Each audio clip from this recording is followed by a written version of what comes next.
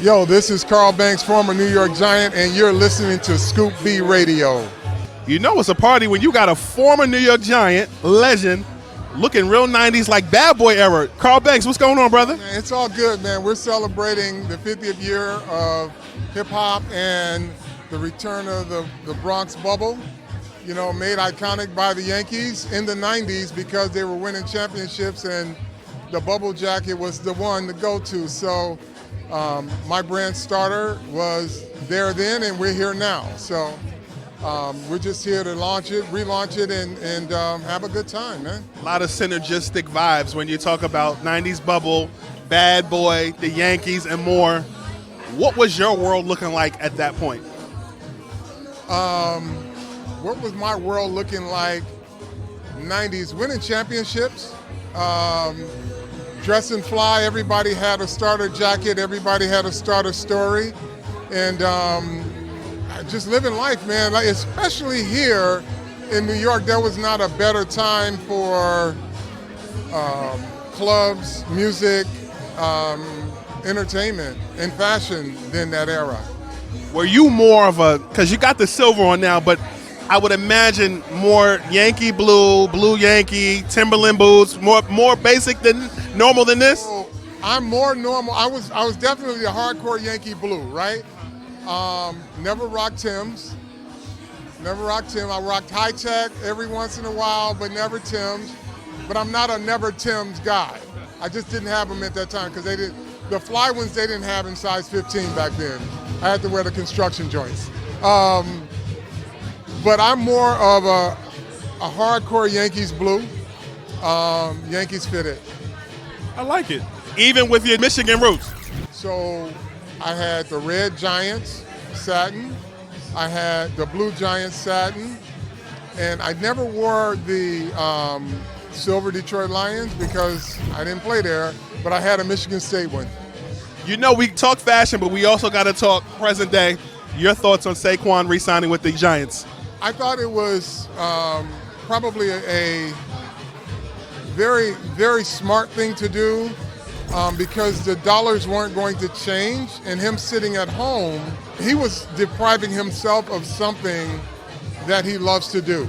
And I was happy for him because the team needs his energy. In all honesty, he needs the energy of his teammates, right? Like, sitting out to send a message when your number is not going to change, it doesn't send a message, right? All it does is allow you to sit at home, look at your phone, read about your teammates, and it sucks the life out of somebody who I think is the heart and soul of the Giants. So I'm happy he's back in there, and I'm always rooting for my brother. I was hoping that he could get more money, you know, prior to this holdout, and I don't know whatever happened when the contract broke down, the talks broke down, but I'm happy he's back, and hopefully they can move towards getting something done for next year. Something non-Giants related that you are excited about for this football season? It's hard not to equate football and the Giants together. I want to see the next step for Trevor Lawrence. He got bounced around a little bit by Urban Meyer. Then last year with Doug Peterson, I saw him in person, and I'm like, this dude is coming, right? So I want to see what this year looks like because he might be there this year. Keeping it New York, what did you make of Aaron Rodgers as now a member of the Jets? Can the Jets and the Giants share the same arena, coexist, and both shine bright together? The town is big enough. The fan base has been separated forever. So I think success on either side or on both sides, you know, is just going to be fun. I think when you had a Yankees-Mets World Series, I think, you know, the fan bases were equally there. But I'm excited for Aaron Rodgers to be in this market because he's such a great quarterback, and he's been in a small market, and he's a national talent. To see him perform in this market, which is basically the big stage every week, as opposed to just when they get to the playoffs or on Monday Night Football, every week the spotlight shines, and I think he's incredibly talented. And we'll see how he goes. You know, we know they're going to be a playoff team because that's what he does. Beyond that, we'll see what happens. Dallas Cowboys. Every year it's the Cowboys' year. Will this be the Cowboys' year? Ask them. I'm a Giants fan, so I don't want to give them any bulletin board material, but Micah Parsons is an incredible football player. I'm a big fan of his.